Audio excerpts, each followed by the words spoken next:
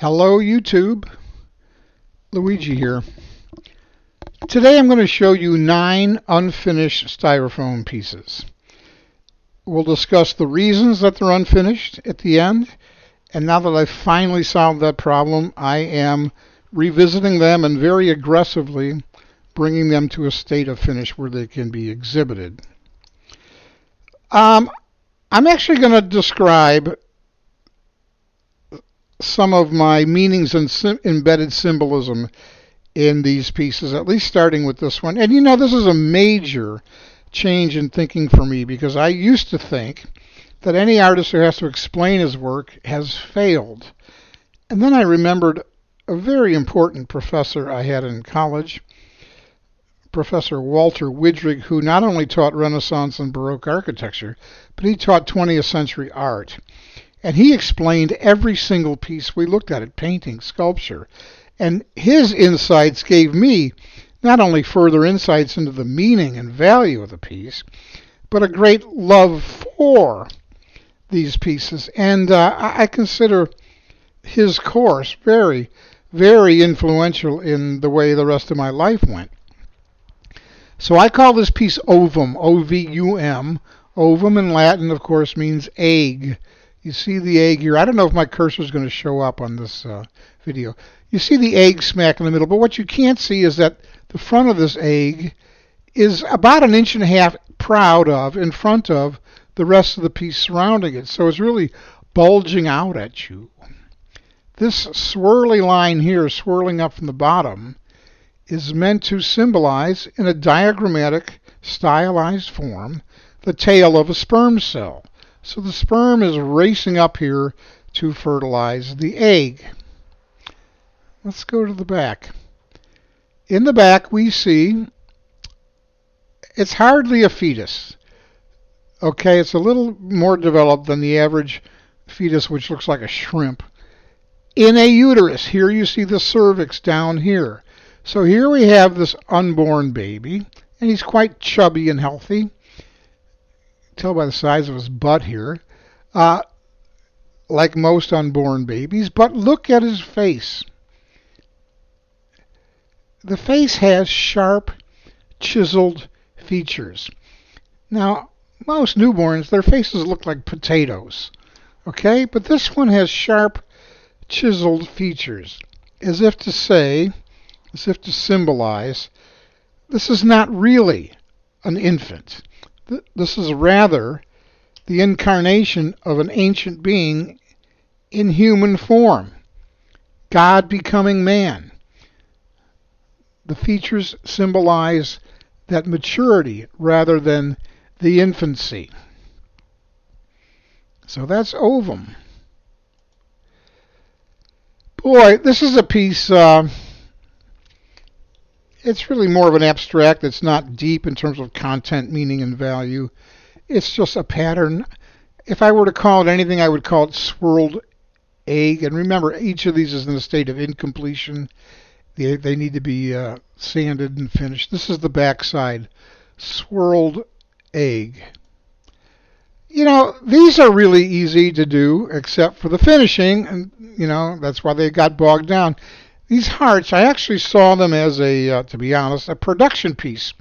Everybody likes hearts. I was going to spray them a real nice fire engine red, candy apple red, and hammer tone paint, and just sell them inexpensively.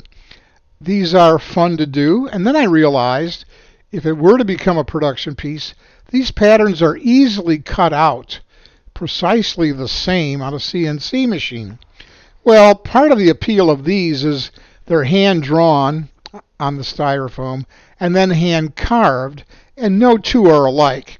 So I'm not sure I'm going to gravitate to the CNC thing. But this is something I want to get back to because I thought it was a fun subject matter. This is a piece I call the Holy Family. It has this backdrop, which I think is going to remain rough, but I will sand everything else. And you see Mary with her more slender face and her longer hair. You see Joseph with his beard. And then you see the boy Jesus with his boyish face and his boyish haircut. So this is my Holy Family. It has no backside. It just is meant to sit on a wall or a shelf or a mantle. It doesn't really hang well as much as a shelf or a mantelpiece. Okay, the Holy Family.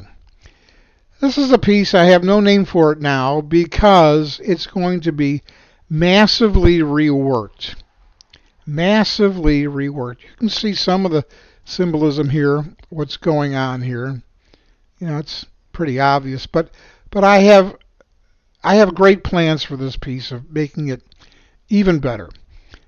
This is a piece I call Protected Planet. You see the planet in the center with these protective arms embracing it, keeping it from harm, guiding it on its path.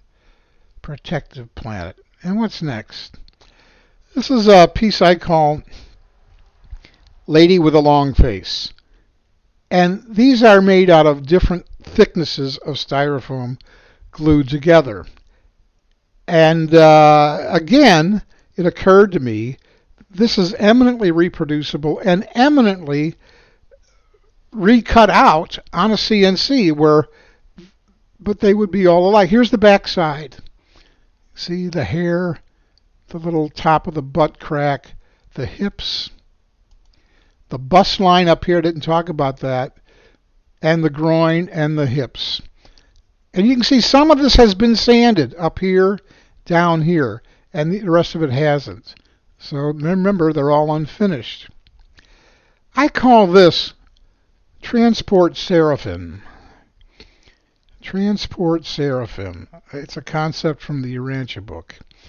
And if you want to read paper 51, section 2, you'll find out all about their role in the evacuation of a doomed planet. Sound like us? Doomed planet? Transport Seraphim. These I call Brancusi columns. It was a fun series, and you can see the state they're in. None of them are finished even carving, let alone have their hard coat on it or sanded and painted. But this was a fun thing. You see what they are. If you look at Brancusi's endless columns, you will clearly see the inspiration for these pieces. Now, why are these things unfinished? Because I took my cue from other YouTubers carving foam, and one of the hard coatings of choice is Durham's Rock Hard Water Putty. Well, it's not my coating of choice, or at least not completely. And it lives up to its name. When they say rock hard, it is like sanding iron, and I mean iron. And the amount of exertion and effort that goes into the sanding process, it's never ending. It's never ending. So what took me years to come up with as a solution? I mix the rock hard water putty half and half by volume with this stuff. USG Dust Control Joint Compound. This is softer and sands easier, so you get some of the hardness and durability of the Durhams combined with the softer, easier to sand workability of the dust control. And that's what I'm doing now, and I find the sanding goes much easier. To me, the carving is where the joy is, and the coating and the sanding and the painting is where the drudgery is, and yet that's what brings the piece alive. But to me, the great fun is the carving. So that's my story. I got 9 pieces that I am very aggressively trying to finally finish, especially, let's go back to it, especially Lady with a Long Face. And I'll tell you why. My gallery director, Mr. Steve Burdett, is planning a show called Woman's Place in Art.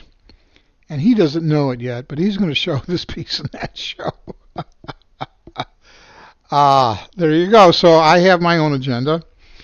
And there you go. All right, everybody. That's my story. You've seen me start these pieces, you've seen me post progress videos of them, but you've never seen any of them finished, and now you know why. So look sharp. We'll be posting finished pieces as we do it. God bless you. I love you all. Stay safe out there. Bye-bye.